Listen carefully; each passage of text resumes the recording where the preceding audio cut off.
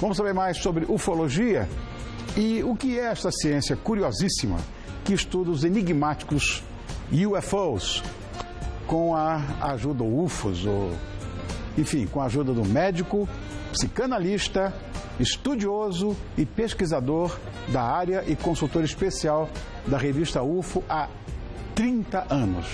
Boa noite, Luciano Stanca. Como vai? Boa noite. Você tá bom?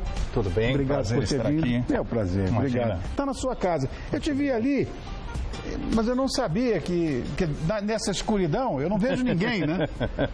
Tá tudo bem? Tudo em ordem, Rony. Obrigado. Engraçado, um médico ufólogo. É tão divertido isso. Mas, Rony, é mais antigo ainda. Nós nos conhecemos na época do Terceira Visão. Eu pesquisava Dr. Fritz, aqueles fenômenos e nós nos encontrávamos nos bastidores e tal. Produção. Então, faz muito tempo, você está igualzinho. Imagina. Muito bem, muito bem. Estou dobrando o cabo da Boa Esperança, Luciano. Agora, na verdade, a ufologia como ciência, ela começou a ser formada em 1957, né? Sim, ela seria a data oficial da ufologia, seria quando Mantell, ele foi derrubado o avião dele e o que aconteceu? Então falaram dos fly saucers. Então uma revista de aviação fez uma alegoria, uns desenhos falando em pires voadores. E começou ali toda essa bagunça. Para nós disco, para eles pires. Quer dizer, isso foi baseado em... A ufologia, ela nasceu baseada em relatos, registros visuais, evidências físicas e um monte de outros fenômenos são relacionados aos objetos voadores não identificados. Aqui OVNI, lá UFO. Como é que foi que a ufologia se desenvolveu? Porque ela teve, de repente, um boom. Todo mundo... Naquela época, década de 50, meu Deus, não se falava em outra coisa. Sim. Eu acho que o que fez escola para todos nós foi Erich von Däniken, com Eram os Deuses Astronautas. Eu li. Não tem ninguém que na ufologia não ouviu falar e não foi contaminado por Eram os Deuses Astronautas. E o Erich von Däniken, ele fez uma escola onde a gente foi ver que a ufologia busca coisas do passado. E vamos ver que ela é muito mais antiga do que 57. Nós vemos gravuras pictográficas em cavernas ancestrais e todas as grandes civilizações nos falam de deuses que usavam vimanas, que usavam carros voadores, carruagens. Então ela é muito antiga. Os vimanas é o nome que se dá em sânscrito para os objetos voadores. Quer dizer, na verdade, as naves, né, voadoras.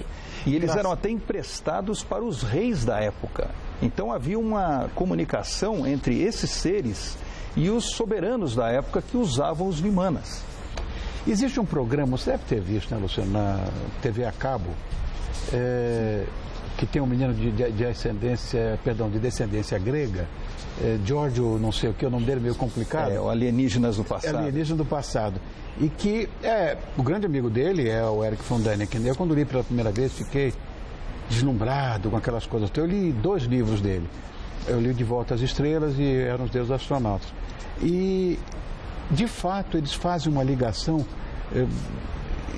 dessas coisas, não rupestres, né, essas coisas de caverna e tal, neolíticas e tal, paleolíticas, mas, de fato, com coisas que a gente viu na pirâmide de Palenque, tem um cara que parece que está dentro de um foguete, enfim, tem tanta coisa. Tem muitas coisas. Os assírios, enfim. A própria Bíblia, Ezequiel, ele teve contato com uma carruagem de fogo que o levou para os céus.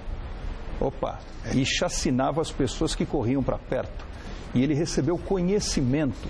Então, a própria Bíblia tem várias referências à ufologia. Aquela história da casa do meu pai tem muitas moradas. Sim. Seria talvez uma dica, observa que vocês não são sozinhos aqui. Então tem muita coisa. Agora, o que me deixa um pouco mais assim é que fisicamente é impossível você, pelo menos até os dias de hoje, você ultrapassar em termos de velocidade a própria velocidade da luz, né? 360 mil quilômetros por segundo é o máximo que existe fisicamente. Eu penso que se existe de fato vida no universo que é tão gigantesco, só na nossa galáxia são 200 bilhões de estrelas, praticamente todas com sistemas planetários.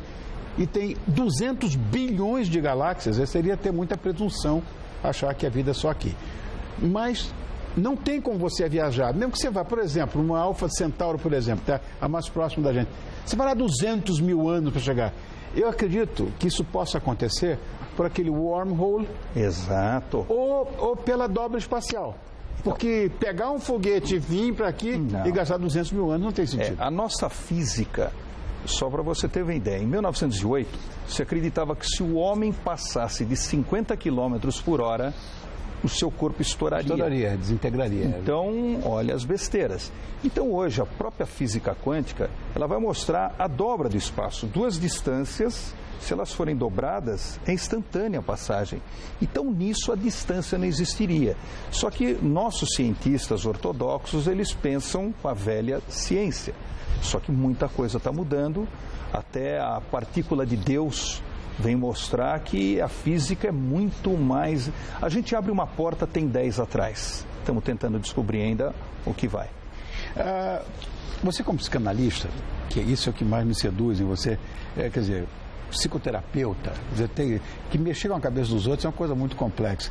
Especialista nesse tema, que é a ufologia, você busca entender de onde vêm as fantasias dos pacientes. Isso com toda certeza, porque acontece isso também. Como é que você acabou se envolvendo com esse tema? Eu tive professores que no Colégio Rio Branco gostavam do tema, e um deles é o Flávio Pereira. E ele falava nas aulas, comentava, mostrava experiências e foi contaminando alguns alunos. Eu fui um desses contaminados já quando eu tinha 14 anos e o vírus esse vírus é mortal. Quando pega, não sai mais da pessoa. A gente pode dizer que algumas pessoas, de um modo geral, desde os primórdios, sempre tiveram visões. Você deve ter visto no consultório um monte de vezes.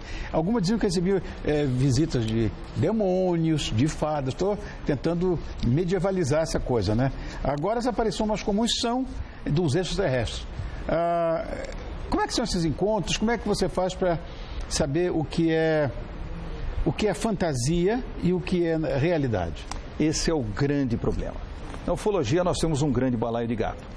Então, o que eu gosto da ufologia é o estudo comportamental, como o ser humano se posiciona frente a fenômenos.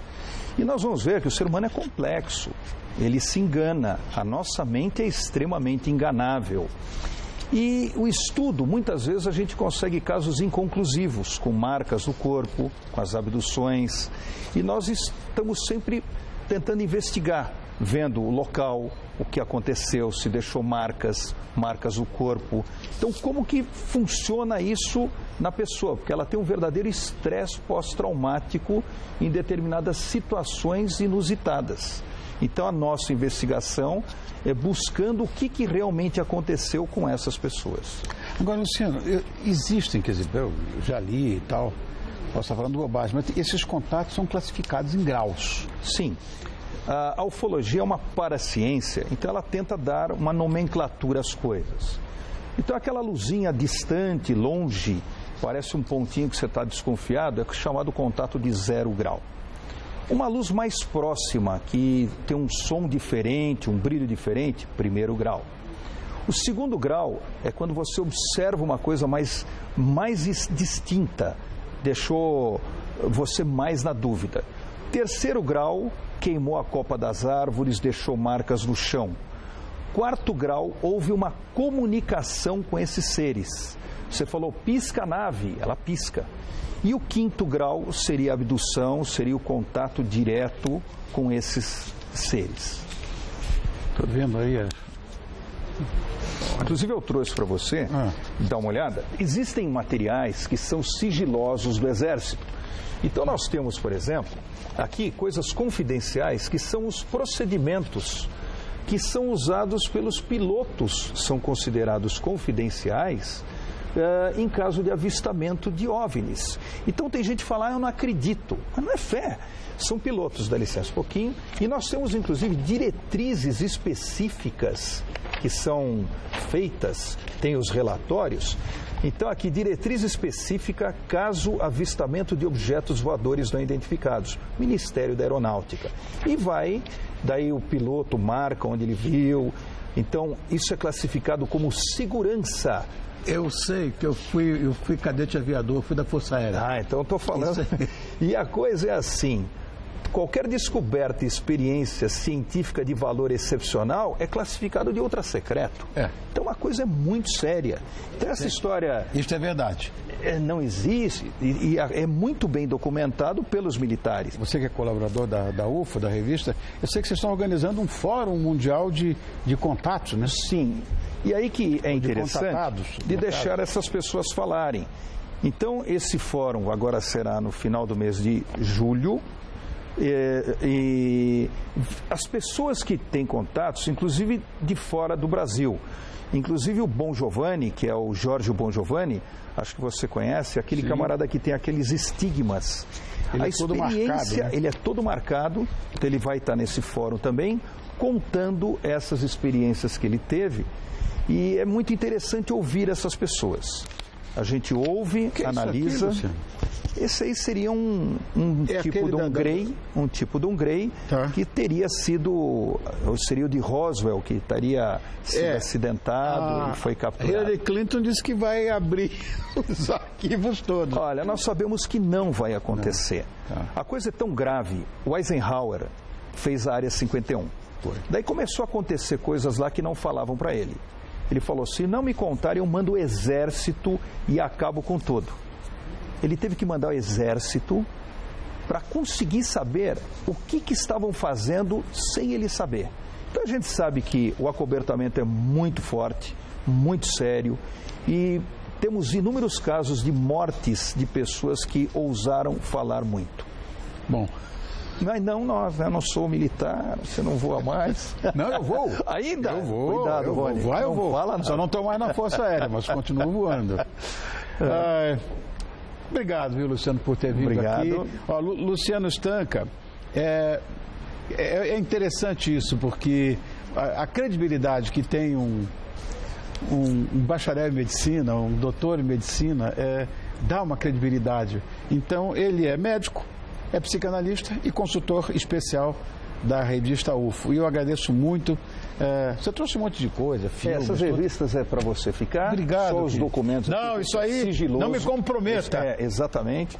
Mas obrigado, tem muita coisa interessante. Vale a pena pesquisar um pouco o tema. Muito obrigado pelo carinho. Obrigado. Obrigado.